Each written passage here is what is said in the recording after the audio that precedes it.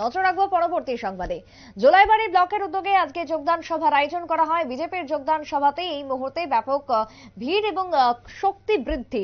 জোলাইবাড়ি মণ্ডলের 7 নম্বর বুথে অনুষ্ঠিত হলো যোগদান সভা। লোকসভা ভোটকে সামনে রেখে প্রার্থী কৃতি সিং দেববর্মার সমর্থনে চারিদিকে চলছে যখন প্রচার কর্মসূচি, যখন জনসভাতে মেতে রয়েছেন বিজেপির কর্মীরা, ঠিক সেই জায়গায় দেখা যাচ্ছে একের পর এক যোগদান সভা। 38 জোলাইবাড়ি মণ্ডল বিজেপির উদ্যোগে এই যোগদান সভার আয়োজন, যেখানে প্রায় একাধিক ভোটারের যোগদান। 16 পরিবারের 49 জন ভোটার সিপিএম থেকে যোগদান করলেন বিজেপিতে। কংগ্রেস থেকে 2 পরিবারের 7 জন ভোটার যোগদান করলেন বিজেপির পতাকা তলে।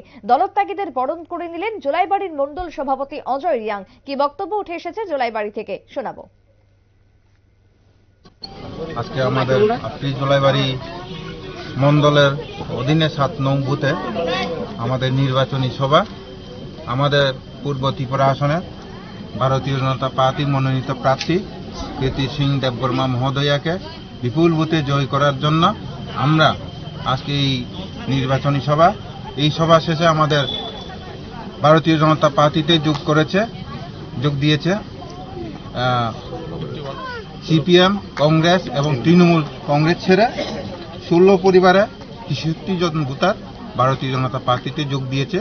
এবং আমি 38 জোলাইবাড়ি মণ্ডলের পক্ষ থেকে এবং 7 নং বুথের পক্ষ থেকে এবং ভারতীয় জনতা পার্টির পক্ষ থেকে আজকে যোগদানকারীদেরকে আমি স্বাগত জানাই। কারণ আমাদের ভারতীয় জনতা পার্টি যে সরকার যে উন্নয়ন চলছে, সেই উন্নয়নের ধারাকে অব্যাহত রাখার জন্য, আমাদের সঙ্গে আসার জন্য ওনাদেরকে আমি অসংখ্য ধন্যবাদ জানাই। নমস্কার।